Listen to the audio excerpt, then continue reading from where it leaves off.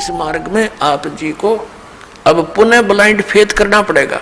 लेकिन blind faith करने से पहले आपने इस मार्ग को जैसे दूध का जला हुआ फूंक मारता है लस्सी को, ऐसे ग्रहण करना। आंखें बंद करके ग्रहण नहीं करना, लेकिन इसको ग्रहण करके फिर आंखें बंद कर लेना। कहने का भाव यह है कि फिर अग्रम अग्रम ना करना, यू नाम लेने पीछे। इस दीक्षा लेने से पहले आप खूब ट्राई करो और खूब परीक्षण करो, सब जो दास बताता उसका प्रमाण देखो, और फिर आंखें बंद करके उपदेश ले लो। और फिर आंखें ही बंद रखना, यानी ब्लाइंड फेथ करना, पूर्ण विश्वास करना दास के एक एक शब्द पर, फिर आपकी भक्ति चलेगी। अब तो आप आते हो दूध के जले हुए, और फिर यहां फूंक मारते हो लस्सी को भी, कोई बात नहीं, कुछ दिन के अंदर आपको अपने आप डिफरेंशिएट का पता लग जाएगा। और खूब ट्राई करो पहले, फिर बाद में अगन बगन करोगे तो भगवान का लाभ मिलना बंद हो जाएगा। दीक्षा लेने के बाद यदि आप दास के वचनों में अविश्वास करते हो, आपका नाम नहीं रहेगा। कह कबीर सुनो भी साधो, मैं तो हूं विश्वास में। अब उस परम पिता परमेश्वर परम पूज्य कबीर जी, जो एक जुलाहा जाति में, एक झोपड़ी में रहने वाला, एक धोती लंगोटी में रहने वाला, और उसको भगवान मानना बालकों का खेल है। लेकिन वो परमात्मा है और थे और रहेंगे, क्योंकि हम समझ नहीं सके। अब उसको कोई परमात्मा मान सकता है? जब दास ने प्रारंभ में कहना शुरू किया तो लोग मजाक किया करते थे कि देख यू भी दानक हो गया। अरे भले हुए कृत्य, हम तो लेट हो गए, दानक कौन में, हमने तो पहले होना चाहिए था जब पता लग जाता था।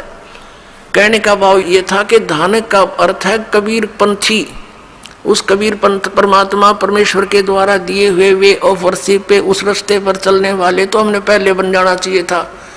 हमारे दादे परदादों ने बन जाना चाहिए था। वह भूत बने फिरे नकली संतों और पंथों, इन गुरुओं के शास्त्र विरुद्ध ज्ञान को सुन सुनकर अरीब उनके श्राद्ध निकलवावे, वह भूत बने फिरे आप खावें, क्योंकि तुम्हारे पिताजी स्वर्ग में दुखी हो रहे हैं। अरे स्वर्ग की तो हो गया जहाँ दुखी हो रहे हैं, लोग ना नरक में डलवा दिए उल्टी साधना करवा के, और फिर आप पेट भरें और श्राद्ध के तुम्हारे पिताजी खावें। वाह भाई वाह। तो कहने का भाव ये पुण्यात्माओं, शास्त्र विरुद्ध साधना करने से हम बहुत हानि उठा चुके हैं। उस दानक जुलाहे कबीर जी को और भगवान मानना, ये भी एक 8वां जुबा के 10वां जुबा समझ लियो। लेकिन वो भगवान है ही, हमारे ना मानने से उनकी वो प्रभुता समाप्त नहीं हो सकती, क्योंकि हम नहीं पहचान पा रहे लाल है ये, हमें विश्वास नहीं हो पा रहा। तो ये हमारी बाल बुद्धि का ही परिणाम है।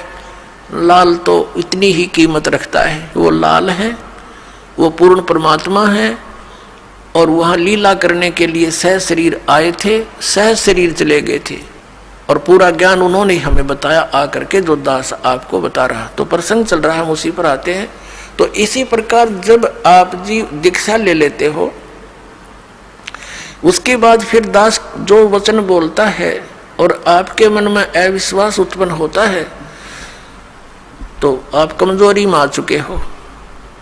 क्योंकि आप कितने दिनों से भक्ति कर रहे होगे, जब से जन्म हुआ। पवित्र हिंदू धर्म में तो शायद कोई ही व्यक्ति ऐसा हो, एकाधा नास्तिक, जो भगवान नहीं कहता हो या उसको नहीं मानता हो। वैसे तो मुसलमान धर्म में भी भगवान अल्लाह वो सभी मानते हैं, ईसाई धर्म में भी मानते हैं, हिंदू धर्म में भी मानते हैं। और आप कितने दिन से ज्ञान सुनते आ रहे हो, और दास जो भी ज्ञान आपको सुना रहा है, उनके एक पॉइंट को क्लियर करने के लिए 3-3, 4-4 प्रमाण देता है। और पहले आपने जो अज्ञान सुन रखा था उसका कोई सिर पैर नहीं, और आपको स्वीकार्य था।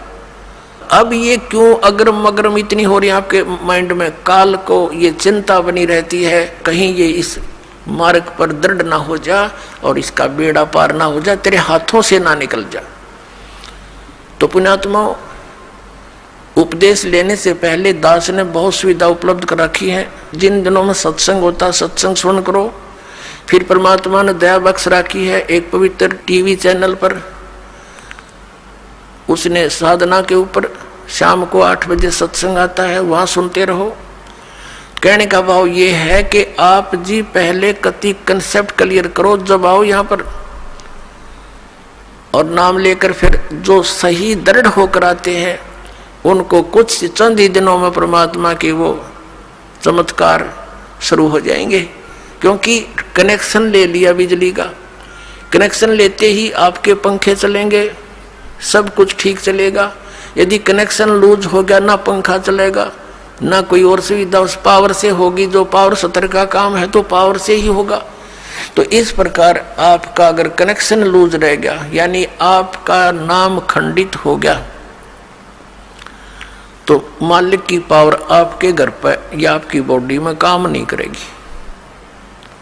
इसके लिए परमात्मा ने बताया है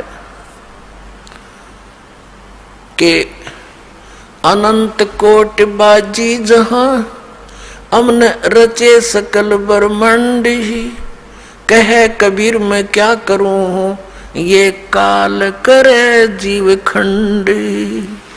कि मैं इतना समर्थ हूं। परमेश्वर कबीर जी कहते हैं अनंत कोट बाजी जहां मन रचे सकल ब्रह्मांड।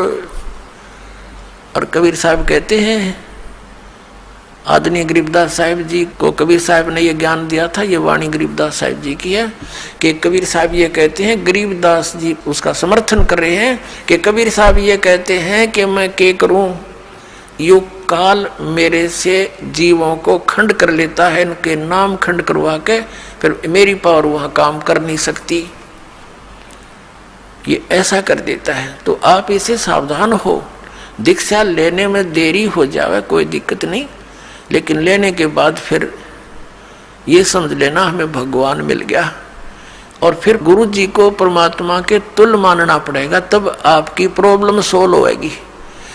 भले ही पुण्यात्मा गुरु भगवान नहीं है, ये दास क्योंकि मालिक आए थे वो तो भगवान थे ही, वो भी गुरु थे, हमने उनको भी भगवान नहीं माना, लेकिन इस दास को आपने भगवान मानकर ट्रीट करना पड़ेगा, तब आपको सफलता मिलेगी। जैसे गणित के अंदर एक प्रश्न आता है ब्याज का, ऋण का। उस ऋण के अंदर क्या होता है कि हमने मूल धन खोजना होता है, बच्चों ने मूल धन प्राप्त करना होता है, वो प्रश्न ऐसा होता है। तो उसके अंदर मानना पड़ता है, मान लीजिए मूल धन 100 रुपये, वो मूल धन 100 रुपये होता नहीं, वो तो करोड़ों की संख्या में होता है, लेकिन वो करोड़ों की संख्या की राशि वाला मूलधन हमें तभी उपलब्ध होगा जब हम 100 रुपये को मूलधन मान लेंगे। अब समझदार को संकेत बतेरा, भले ही ये दास भगवान नहीं है, लेकिन उस मूल धन को पाने के लिए, यानी मूल मालिक को पाने के लिए आपने गुरु जी को एज ए गॉड ट्रीट करना पड़ेगा। यूं समझ ले कि मेरे सामने आज वो परमात्मा आ जाते हैं। इस दास के स्थान पर परमात्मा स्वयं भी आए थे। आज से 600 वर्ष पहले 120 वर्ष तक हमारे डले खाकर चले गए, हमारी गालियां खाकर चले गए, जूते खाकर चले गए, क्योंकि जिस बाप का बेटा शराब पी रहा हो और पिता जाकर उसको कहता महफिल में बेटा आजा तू ना नाश करे, तो वो झगड़ा कर देता पिता के साथ, हाथापाई भी कर देता है, एक तरह मेरी बेइज्जती कर दी, क्योंकि होश में है नहीं, नशे में है। तो हमने यहाँ काल के इस झूठे रंग की भांग पी रखी है। कबीर ये माया अटपटी सब गट आन अड़ी, और किस किस न समझाऊं या कुआ भांग पड़ी।